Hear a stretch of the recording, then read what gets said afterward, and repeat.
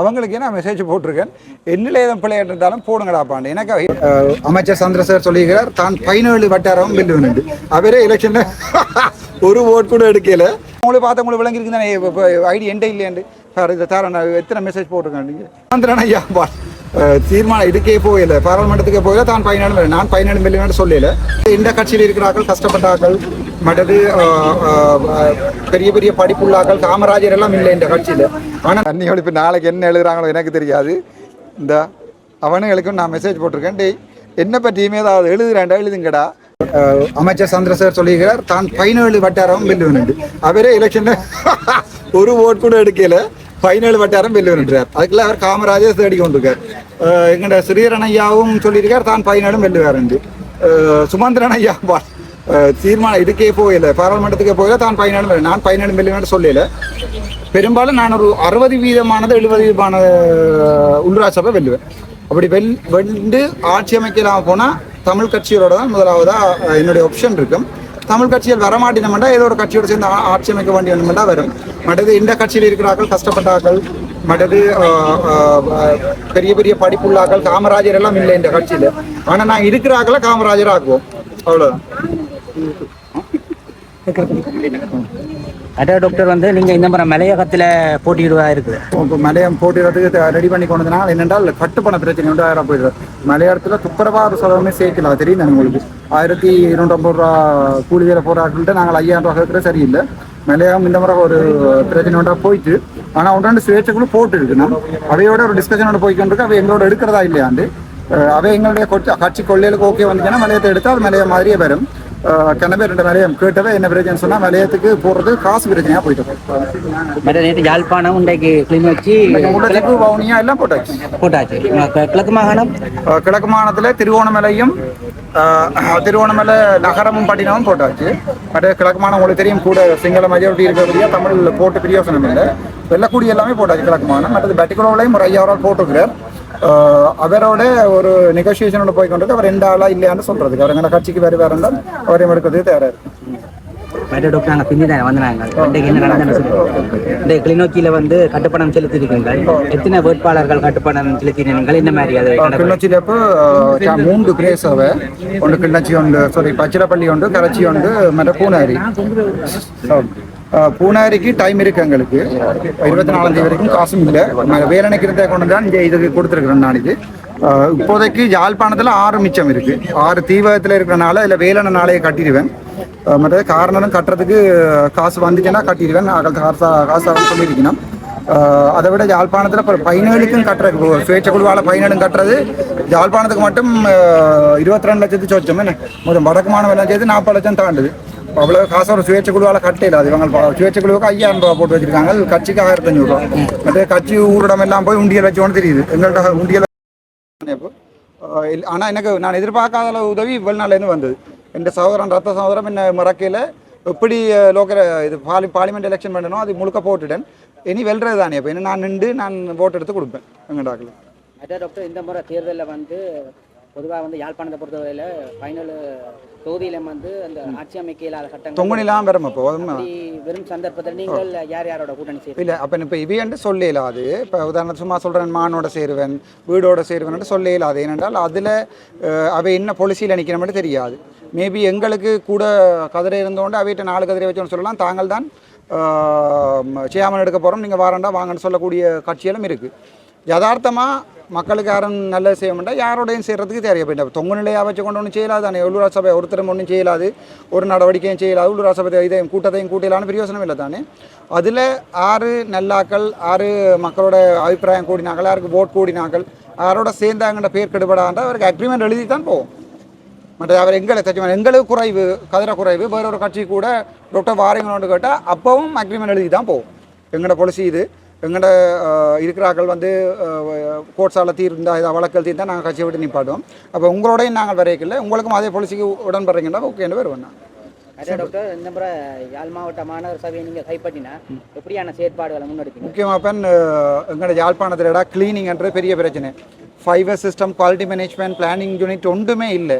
நான் ஒரு hospital administration தெரிஞ்சபடியாக Kausalya இருக்கிறபடியாக நான் வந்து அதை ஒரு சயின்டிஃபிக் மெத்தட் அப்ரோச்சாக கொண்டு போவேன். இப்போ சும்மா நாங்கள் நாளைக்கு ஒரு பரேசை எடுத்த பிறகு 4 இடத்துல பெரலை வைக்கிறது அவ்வளவுதான் முடிஞ்சிடும். அப்படி இல்லை ஒரு மாஸ்டர் பிளான் ஒன்றதுக்கு க்ரியேட் பண்ணி வடிகால் அமைப்பு எங்கே போகணும், மற்றது அதாவது சேர்க்குற குப்பையை கொண்டு நெடுக்க காக்கவியில் போட்டு எரிச்சு கொண்டு இயலாது, அந்த ஏரியாவில் போகவே இல்லாது. ஸோ காக்கவி ஃபுல்லாக க்ளீன் பண்ணணும், ஒரு ரீசைக்ளிங் பிளான்ட் ஒன்றை க்ரியேட் பண்ணணும். அது ஒரு ஏதாவது ஒரு நாட்டுக்கு ப்ரொஜெக்ட் ஒன்று எழுதி ரீசைக்ளிங் பிளான்ட் ஒன்று எடுத்து மற்றது திருப்பியும் அந்த பிளாஸ்டிக் ரீசைக்ளிங் இந்த டயனா பிளாஸ்டிக் அப்படி இப்படி எல்லாம் இருக்குது. அவங்களுக்கு ஒரு 2-3 வேலையில் கொடுத்து மற்ற கிணவருக்கு வேலை கொடுக்கக்கூடிய மாதிரியும், மற்றது தண்ணி வடிகால் அமைப்பு முக்கியமான பிரச்சனை. அதை விட டவுனுக்குள்ளே போயிடாது. இந்த பஸ் ஸ்டாண்ட் பிரச்சனைகள் கணக்கே இருக்குது, எல்லா பஸ் ஸ்டாண்டு தூக்கி வெளியால் போடணும். அப்படி கணக்கு பிரச்சனைகள் இருக்குது. ஒரு அடிப்படியான பெரிய வேலையை ஒன்று செய்வேன். மற்ற டாக்டர் இப்போ சமூக வலைதளங்களில் வந்து அந்த யூடியூபர்ஸ் வந்து பல பிரச்சனைகள் போய்கொண்டு உங்களோட சட்டத்திரணி லோயர் நிற்கிறபடியா அவ ஊடாக ஒரு விழிப்புணர்வு இப்போ இப்படியான காணொலிகள் போடணும், ஒரு சட்டம் சார்ந்த ஒரு விளக்கம் இல்லை. அது எங்களுக்கு சட்டம் ஆல்ரெடி இருக்கு. அப்போ நீங்கள் வல்கராக ஒன்றும் போடலாது. வல்கரான்றது வந்து என்ன சொல்கிறது, பாலியல் இதில் தூண்டுற மாதிரிலாம் யூடியூப்பில் ஒன்றும் போடலாது. ஸோ அது சட்டம் ஆல்ரெடி இருக்குது. ஏன்னா ஒருத்தர் போய் வழக்கு போடுறீங்களா, இந்த வழக்குக்கு யார் காசு செலவழிக்கிறது, யார் வழக்கு ஏறி தெரியுது, யாருக்கு சமூக அக்கறை இருக்குது. நான் எப்பயோ சொன்னால் உங்களை ஞாபகம் இருக்கிறீங்க, உங்களோட வீடியோக்கள் இருக்கும் எடுத்து பாருங்கள். ஒரு நாளைக்கு இந்த யூடியூப் எல்லாம் நான் எல்லாமே சுருக்கி கொண்டு வந்து அவைக்குரிய ஐடென்டிஃபிகேஷனை கொடுத்து அவை மீடியாவாக மாற்றி ஒரு யூடியூபர் ஃபோன் எடுக்கிற எல்லாருமே யூடியூபர் ஆகலாது. 5,000 10,000 சப்ஸ்கிரைபர் வரணும். வந்த அப்புறம் அவர் மெயின் ஸ்ட்ரீம் மீடியாவாக கொண்டு வரக்கூடிய வேலையை நான் செய்வேன். அதுக்குள்ள சும்மா யூடியூப் இருக்கின்றதுக்காண்டி பூடுகள் எல்லாத்தையும் எடுத்து வச்சு போட்டு கொண்டிருந்தால் நாங்கள் அதுக்குரிய சட்ட நடவடிக்கை எடுப்போம். வேறு வழி இல்லை. சரி டாக்டர், விமர்சனமான இதொன்று போய்கொண்டிருக்கு. இந்த வன்னி ஒழிப்பு ஊழல் அணி வந்து உங்கள் சார்ந்த ஆக்கள் செய்கிறதாக கூறப்படுகிறது. இது தொடர்பாக உங்களோட நிலைப்பாடு? அந்த ஃபோனை தான் அவனுக்கு காட்டுவோம், இதை பப்ளிக் காட்டுவோம். பேர் என்ன இது ஃபோனை தான். வன்னி ஒழிப்பு நாளைக்கு என்ன எழுதுறாங்களோ எனக்கு தெரியாது. இந்த அவனுங்களுக்கும் நான் மெசேஜ் போட்டிருக்கேன். டேய் என்ன பற்றியுமே ஏதாவது எழுதுறாண்டா எழுதுங்கடா வேண்டா கும்பிடு போட்டு வச்சுருக்கானுகள். நான் காட்டுறேன். ஊழல் ஒழிப்பு அணி வன்னி எடு இங்கே அவங்க போட்ட நான் வாய்ஸ் போஸ்ட் போட்டேன். நான் இங்கே இந்த அதை பண்ணோட காட்டுறேன்.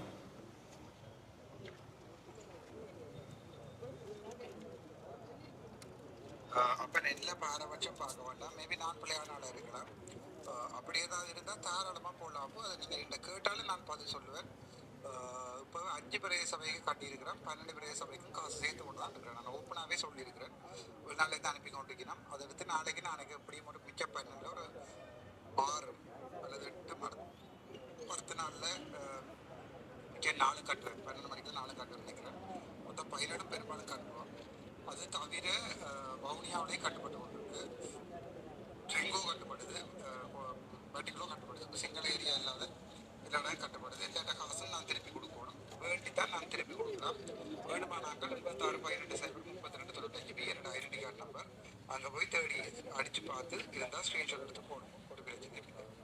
அவங்களுக்கே நான் மெசேஜ் போட்டிருக்கேன். என்னில் ஏதும் பிள்ளையாக இருந்தாலும் போடுங்கடாப்பாண்டு. எனக்கு நான் இன்றைக்கே மெசேஜ் அனுப்ப மாட்டேன் தானே. நானே கும்பிடு போட்டேன். இவங்க சும்மா அழி கொண்டிருக்காங்க. வன்னி உள்ள நான் தான் செய்து கொண்டிருக்கேன். நல்ல வேலை செஞ்சு கொண்டிருக்காங்க.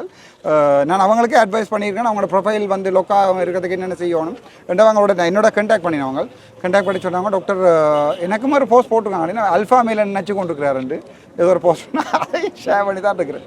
எனக்கு ஒரு கோபம் இல்லை.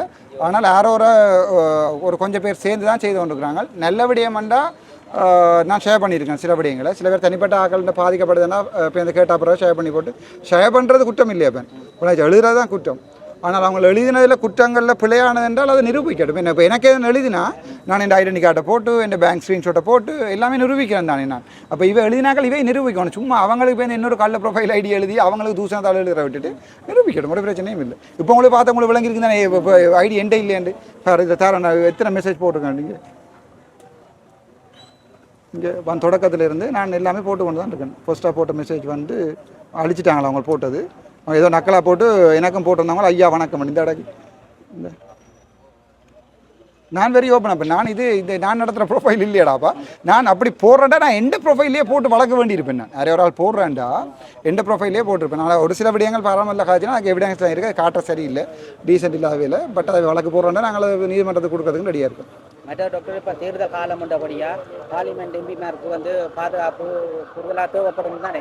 அப்படியான சந்தர்ப்பத்தில் நீங்கள் அதை ஒன்றும் எதிர்பார்க்கீங்க? இவர்கிட்ட கொடுத்துருக்குறோம். நாங்கள் யார்கிட்ட என்றால் சபாநாயகர்கிட்ட கொடுத்துருக்குறோம். அதை சீனியர் டிஹெச்சுக்கு எல்லாம் அனுப்பியிருக்கணும். அவள் பாதுகாப்பு தார மாதிரி இல்லை. என்னோட அவைக்கு யாழ்ப்பாணத்தை பொறுத்த வரைக்கும் நான் ஒரு பிரச்சனையான ஆள். இப்போ அந்த நலிந்த ஜேசி அந்த மெசேஜை காட்டுங்க. இல்லை என்பிபி ஏதாவது செய்கிறேன்டா பிரியோசனமாக செய்யணும், ஒன்றில் என்ன சுட வேணும். அதை விட்டுட்டு இந்த நலிந்த ஜேசி சொல்லியிருக்கிறார்.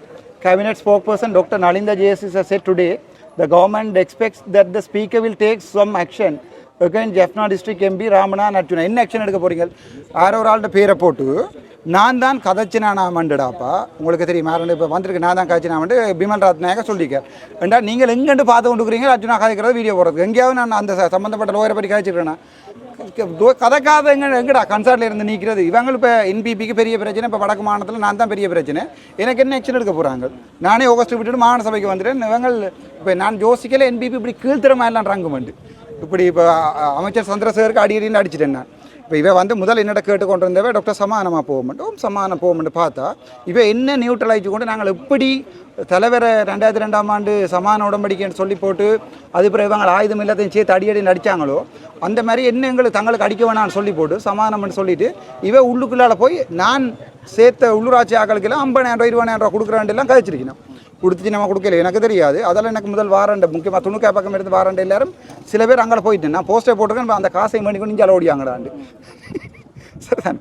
அப்போ இவே ஒரு என்ன சொல்கிறது, ஒரு அரசாங்கம் இப்படி ஒரு கேவலமாக நான் கன்சார்ட்டில் கதைக்காததையே கதைச்சேன்னு போட்டு கதைக்காதங்கிற ரிமூவ் பண்ணுறது. நான் நீங்கள் இந்த வீடியோ எல்லாமே எடுத்து போட்டிருப்பீங்க தானே, ஒரு இடமே சம்மந்தப்பட்ட ஒரு சம்மந்தமாக நான் கதைக்கல. என் முகப்புத்தகத்தில் சம்மந்தம் அவா என் பேரை போட்டு எழுதியிருந்தவா, நான் அவா பற்றி எழுதவே இல்லை. அவளோட பேரை போட்டு ஒன்றுமே நான் எழுதலை. முகப்புத்தில் எழுதினது என்னடா கன்சர்ட்டில் நிற்கிறது. அப்போ எனக்கு அது தெரியலை. இப்போ நலிந்த தேசிச்சவர் என்ன வேணும்னா ஆடட்டும், எனக்கு ஐடோங்க நானே தான் பிழை விட்டா அது நாங்கள் வந்து இப்போ என்ன அது முக்கியமான இவர் ஏன் இப்படி ஒரு அறிக்கை விட்டுருக்காருண்டா, யுனைடெட் நேஷன் ஹை கமிஷனுக்கு வந்து நாங்கள் கம்ப்ளைண்ட் பண்ணிட்டோம் 77 நாள் என்ன கதைக்க விடையிலேண்டு. ஸோ அது ஒரு எங்கள்ட உங்களுக்கே தெரியும், எங்கள்ட முள்ளிவாய்க்கால் படுகொலை ஒரு இன அழிப்பு படுகொலைன்றதை இவை ஏற்றுக்கொள்ளாமல் எங்கள்ட ஜனாதிபதியே சொல்லியிருக்கார் அங்கே இன அழிப்பு நடக்கலையாண்டு. சர்வதேச விசாரணையை எங்களோட சுமந்திரனாக்கள் கூட்டி கொடுத்து விபச்சாரம் செய்து அந்த கடைசியாக அந்த சர்வதேச விசாரணை இல்லாமல் பண்ணிடணும். இப்போ சர்வதேச விசாரணை கேட்க போகிற ஒரே ஒரு ஆள் நான் மட்டும்தான். ஸோ அவைக்கு ஏதாவது ஒரு ஆக்ஷன் எடுக்கணும் என்றால் அவை இதே பிமல் ரத்நாயக்க இதே என்ன பேர் அவருக்கு யாரோ ஒரு எம்பி எனக்கு முதல் பைத்தியம் மட்டும் சொன்னார். அவர் என்ன எம்பி ஜெயஸ்ரீ ரத்நாயக்கு மீடியா மேனியாண்டு கதைச்சாள். அப்போ நாங்கள் பிமல் ரத்நாயக்க எதிராக ஆக்ஷன் எடுக்கணும். இவை தாங்கள் கதைக்கலாம். நான் யாருக்குமே பைத்தியம் இந்த வரைக்கும் சொன்னேன் இல்லையா, நான் ஒரு டாக்டர். அப்போ நான் ஒரு ஆளை பார்த்து இவாக்கு பைத்தியம்ண்டா அது டயக்னோசிஸடா, அது எனக்கு எஸ்எல்எம்சியில் ஆக்ஷன் கூட எடுக்கலாம். அதெல்லாம் நாங்கள் வாய துறக்க மாட்டோம், சும்மா கூட விசாரணை கேட்க மாட்டோம். நாங்கள் இவை ஒரு கேவலமான அரசியல் நினைக்கிறோம். முக்கியமாக நான் அந்த இல்லாத 3 நாள் கன பேர் குளறி இருக்கணும். நான் போன அப்புறம் கேட்பேன் அதை பற்றி. சரி, ஓகே ஓகே ஓகே.